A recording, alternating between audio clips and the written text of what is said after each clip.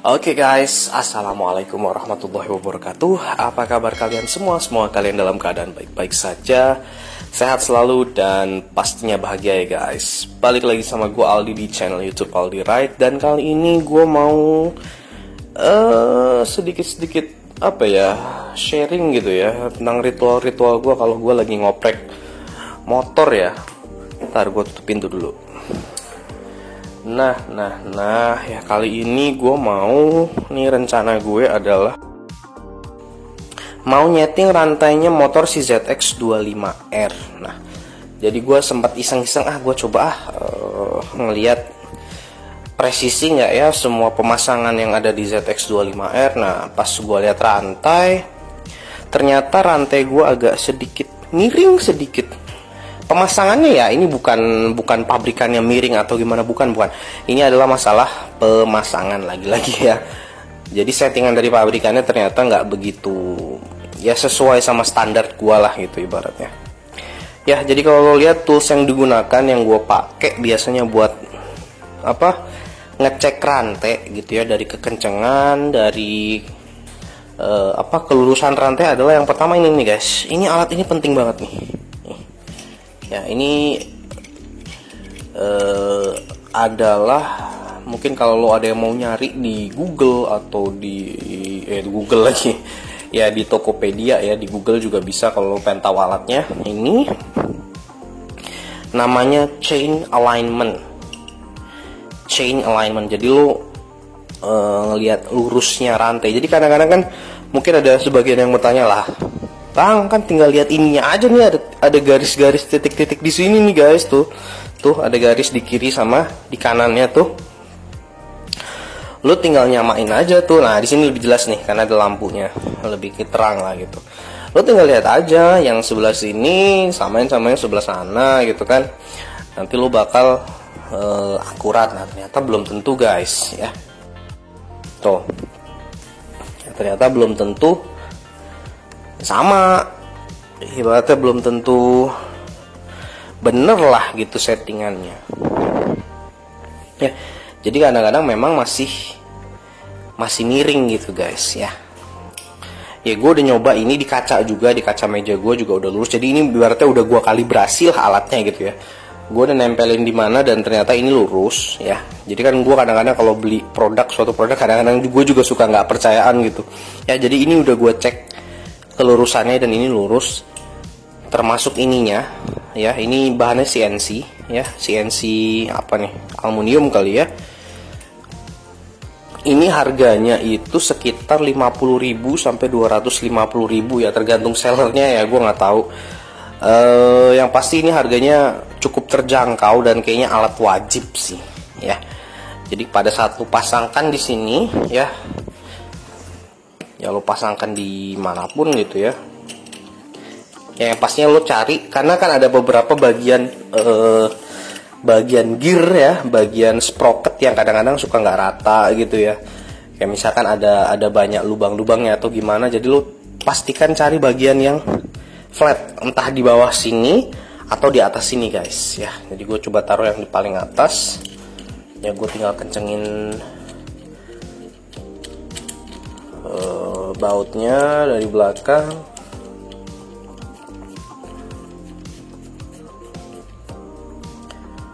Oke, nggak usah kenceng-kenceng banget guys, nggak usah kenceng-kenceng banget ya. Nah, jadi di sini lo lihat udah kepasang ya, tinggal lo lihat dari sini. Nah, lo samain. Nah, tuh lo lihat. Nah, ternyata yang punya gua itu masih belum lurus, jadi masih sedikit tidak align ya. Lo mungkin bisa lihat dari sini ya, kameranya gue coba sejajarin ya, masih belum align, sedikit saja miring ke ban gue, berarti miring ke kanan ya. Gue agak sedikit harusnya miring ke kiri sedikit. Nah, tuh lo lihat, bisa lihat ya kalau gue lurusinnya. Pokoknya ini harus lurus nih, tuh yang sebelah sininya tuh masih lurus. Nah, lo lihat di sini dia kurang align. Nah, jadi gue agak nggak suka aja ngelihatnya ya. Terus untuk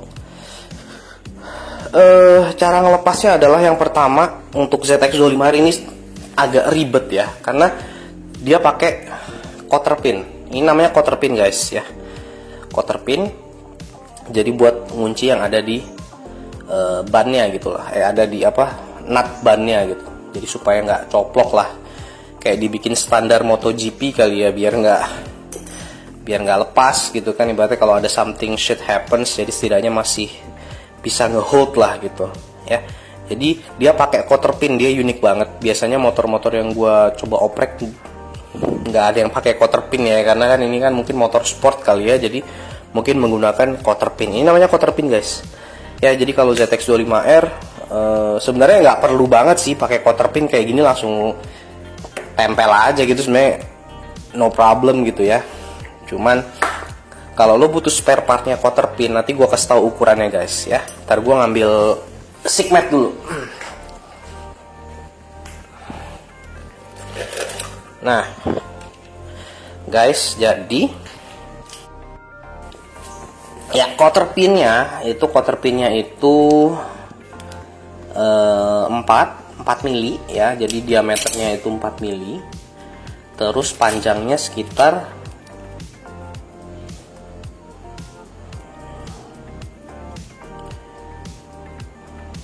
panjangnya sekitar 4 cm guys ya. Jadi yang bandulnya nggak dihitung ya guys, bandulnya nggak dihitung. Jadi kalau lo mau beli ini nih, udah gue tulisin ya, namanya adalah quarter pin 4 kali 40 ya. Jadi diameternya 4, biasanya namanya M4 kali 40. Jadi 40 itu maksudnya panjangnya, terus diameternya adalah 4 mili ya. Jadi 4 mili quarter pinnya ya. Sebenarnya ada dua bahan juga, bisa yang bagus ya, yang 304, atau yang biasa yang jelek ya gitu. Nah ini salah satunya. Kalau yang di bawaan Kawasaki dia biasanya yang biasa guys ya. Kenapa ya? Karena lo tahu sendiri ini kan nggak perlu yang keras ya, dan susah juga ngeluarinnya kalau keras ya. Gue punya yang bagus juga, yang stainless steelnya yang bagus. Kayak gini nih, cuman gue nggak pakai, buat cadangan-cadangan aja. Mana tuh gue punya quarter pin. Ya lo tahu sendiri gue juga punya banyak ukuran quarter pin ya guys, which is agak-agak useless juga karena nggak kepake.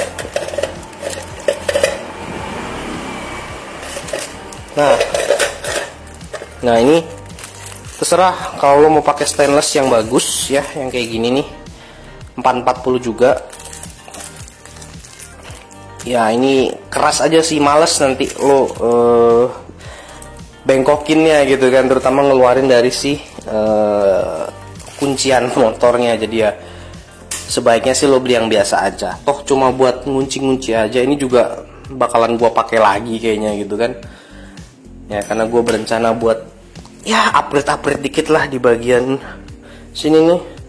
Oke, langsung aja kita ambil toolsnya. Nah jadi sebenarnya akan lebih baik, sebenarnya gue saranin kalau lebih baik kalau lo bongkar-bongkar motor ya pakai kunci torsi yang ada ukurannya ya. Nanti mungkin agak ada video selanjutnya ya, gue juga bakalan berencana untuk membeli kunci torsi ya yang ada ukurannya ya, yang pasti karena itu harganya menurut gue cukup ya inilah agak mahal lah, di 1 jutaan gitu ya, di 1.300.000 sampai 1.500.000 untuk kunci torsi. Masalahnya kunci torsi itu nggak bisa kayak dari 0 ke 600 Nm itu nggak bisa guys. Jadi ibaratnya kalau lo mau yang kecil banget, biasanya buat knalpot gitu, lo pakainya belinya yang misalkan dari 4 Nm sampai 20 gitu, atau 11 sampai 15 Nm. Jadi ada range-nya. Terus kalau lo mau yang agak naikkan dikit ya, lo mungkin yang 20 Nm sampai 120 Nm gitu. Nanti lo baru beli yang lebih berat lagi gitu kan, misalkan dari 25 Nm dari 100 Nm sampai 200 sekian Nm. Jadi lo nggak bisa beli satu terus menjangkau semua torsi gitu ya. Makanya jadi gue nanti kayaknya bakal beli 2 ya, terutama kalau nanti gue mau pasang knalpot sama gue pengen ganti gear sih guys, ganti gear yang lebih ringan ya. Pokoknya modif-modif yang buat motor gue jadi lebih kece lagi ya gitu ya. Oke, ya jadi lanjut aja, kita mau ngendorin ininya. Oh ya, sebelumnya kalau untuk sekali ngecek rantai kan di sini lo lihat gue udah ngelepas spakbornya ya. Apa sih namanya nih? hager ya, atau enggak apa belakang. Nah, ini mudah banget ya guys ya. Lu pakai kunci L. Pakai kunci L di sini, pakai kunci L ya. Hati-hati ya, di sini ada ring karetnya. Ring karet jangan sampai jatuh, jangan sampai hilang ya, ada 3. Ya, terus tambahannya adalah di sini guys. Nah, di sini ada pin tuh, lo lihat tuh. Ya, ada rivet. Nah, ini gampang banget rivetnya Kawasaki tuh, lo tinggal tekan tengahnya ke bawah, itu langsung dicopot, gampang ya. Jadi ini ngelepas ini itu menurut gue adalah hal yang mudah, dan good job Kawasaki, karena gue senang sesuatu yang ngelepasnya tuh mudah, tapi dia ibaratnya berarti ini di engineer dengan bagus lah gitu ya. Jadi ini adalah hager dari si ZX 25R ya. Sekarang kita buka, kita butuh kunci berapa aja ya. Yang pertama gue langsung ambil yang paling besar aja. Nah tuh jadi lo butuh 19 ya, bener nggak ya? 19, yes, 19, 19. Oke, untuk sebelah sini. Yang sebelah kanannya itu kayaknya 24 sih ya, kayaknya ya. I'm right ya, ya 24. Kalau 22 bisa nggak? Nggak bisa ya, 24 berarti guys. Ya, jadi lo butuh 24 dan 19. Oke, kita akan coba kendorin. Sebelumnya kita kendorin dulu ininya. Oke, gua butuh kayaknya kunci 12. Kita kendorin dulu guys. Oh, 12 ini sama kayaknya 16 ya. Sama kayaknya 16. No, 18. 18, terus 18. Ini nih.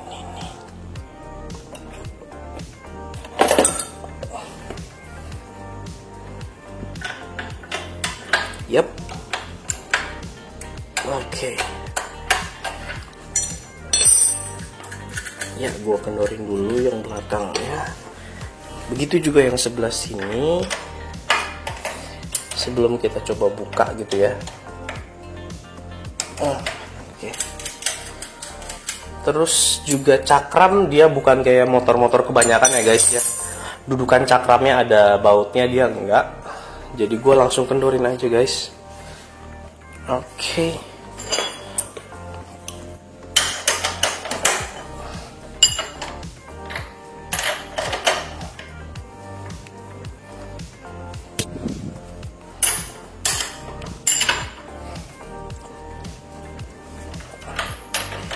Oh, berat juga ya.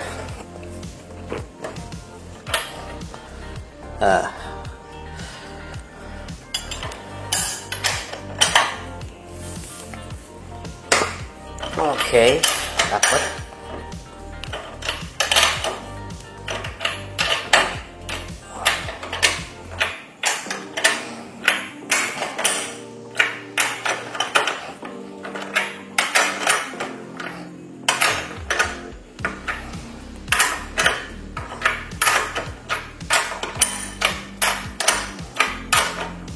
Oke, udah kendor guys. Ya. Terus gue bisa ngendorin pakai tangan bahkan ininya. Ya, buat gue majuin sedikit. Nah, oke. Nah, ini. Nah, terus kalau sudah dikendori biasanya gue sedikit majuin dikit ya, supaya gue mau setting ulang dari awal untuk ngecek kelurusan. Nah, untuk kekendoran rantainya gimana? Ya. Kita nanti dulu guys. Yang pasti kita pastikan kita coba setting supaya rantainya nggak kendor dulu ya guys. Nah, kita cek lagi, jangan sampai miring. Oke, udah agak lurus. Nah, cuman kita coba sekarang tension rantainya guys. Nah, di sini gue pakai alat apa? Nah, di sini gue pakai ini ya guys. Ya, ini gue bikin sendiri. Dan udah gue tandain tension rantainya itu sekitar 3,5 cm. Jadi udah gue ukur ya 2,5 sampai 3,5 cm. Ya lo bisa lihat sendiri udah gue garisin. Jadi lo bisa tahu kekendoran rantai lo, kekencengan rantai lo semana ya, supaya rantai lo nanti nggak terlalu kenceng, nggak terlalu keras ya. Biasanya gue tinggal taruh di sini. Nah, taruh situ tuh guys. Bentar. Ya. Terus gue setting gitu ya. Nah, tuh jadinya seperti itu. Lo mungkin bisa lihat guys. Terus gue tarik ke bawah, gue tarik ke atas gitu. Ya, jadi gue tarik ke bawah, terus ke atas. Ini kayaknya masih jauh sekali ya. Gue tinggal naikin di sini. Bawahnya di sini. Ya, pastikan di tengah ya guys.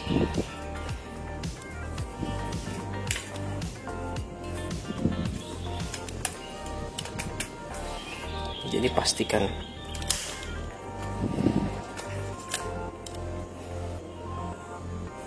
ke atasnya masih sangat jauh, berarti gue harus ngencengin lagi. Oke. Gue bakal kencengin pakai tangan aja guys. Jadi pakai tangan. Ya, gue tinggal kencengin sebelah sini, gue kencengin sebelah sini. Sambil gue ngelihat alignment yang ada di sini guys ya. Jadi harus lurus, terus nggak boleh belok.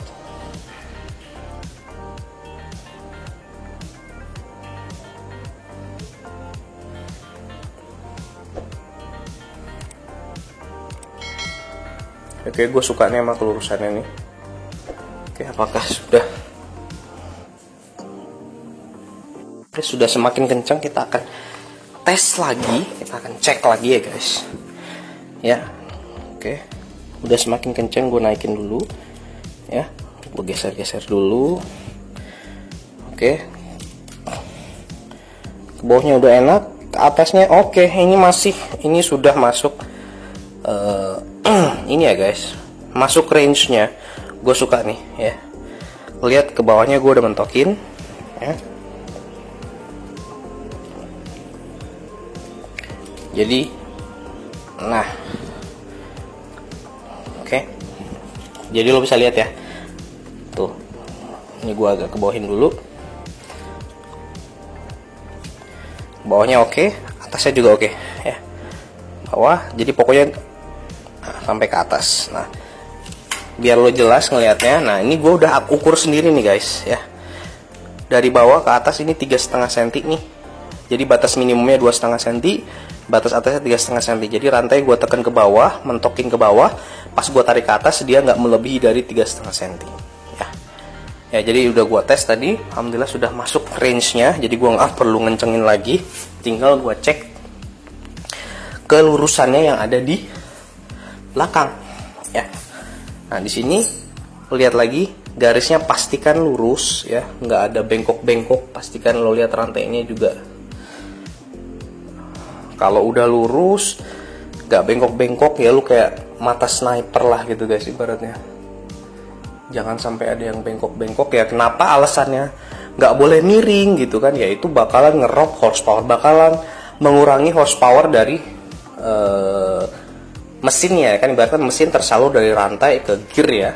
Kalau misalkan miring gitu kan pasti ada resistance, gaya geseknya jadi berlebih gitu kan, mesti menggesek sprocket atau gimana. Jadinya ya nanti horsepowernya bakalan berkurang.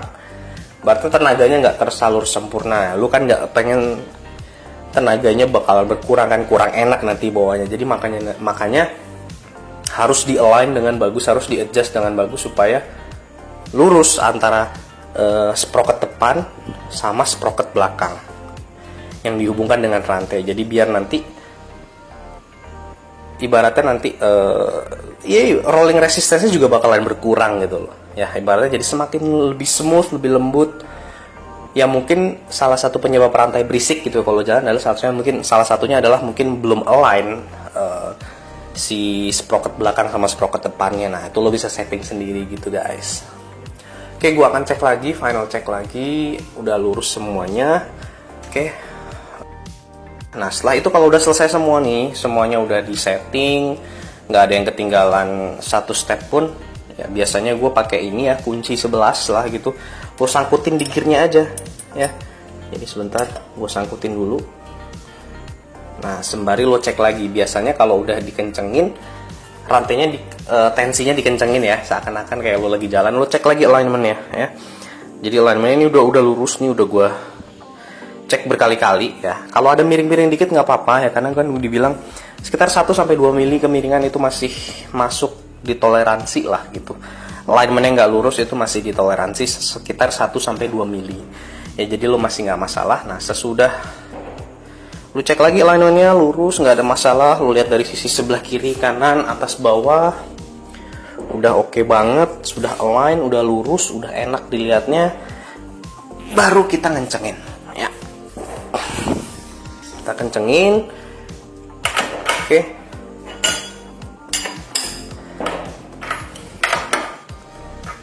Nah, biasanya kalau udah dikencengin kadang-kadang suka miring lagi nih biasanya nih, cuman semoga aja enggak.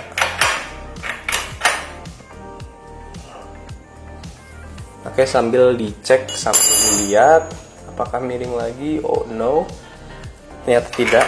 Alhamdulillah.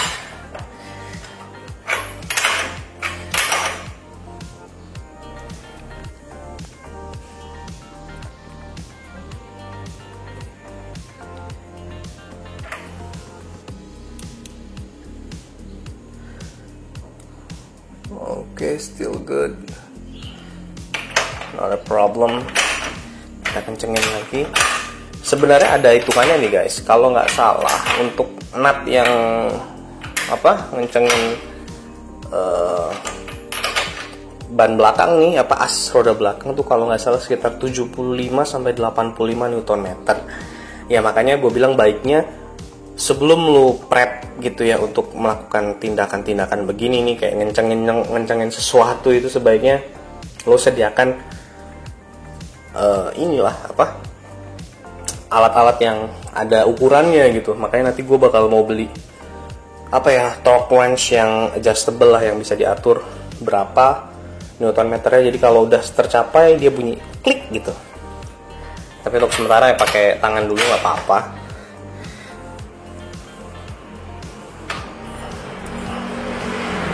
Ya, gue cek lagi alignmentnya, apakah something berubah atau enggak ya.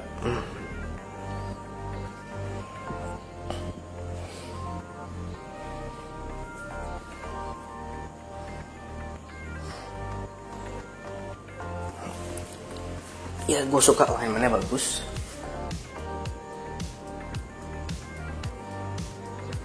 Nggak berubah dan gue suka. Jadi gue lanjut untuk kencengin sampai tingkat kekencangan.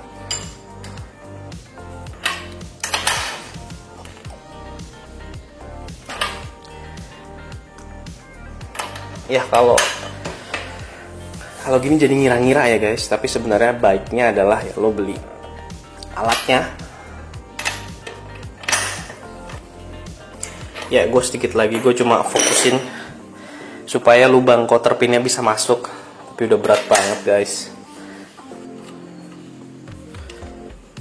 Nah, tuh guys, ya quarter pinnya jadi bisa masuk. Tuh. Nah, tuh.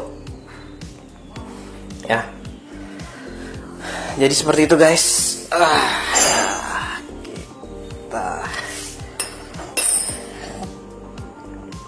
Kita cek alignmentnya lagi guys. Yep, no problem. Ini udah gue kencengin. Oke, ya jadi itu aja yang mau gue sharing ke kalian, tips untuk mengencengin rantai ya. Semoga bermanfaat ya guys. Yang pastinya jangan lupa untuk subscribe ke channel gue, Aldi Ride. Pastinya kalau subscribe itu bikin gue jadi tambah semangat buat bikin konten baru selanjutnya. Ya, jadi thank you banget yang udah nonton. See you next video. Wassalam.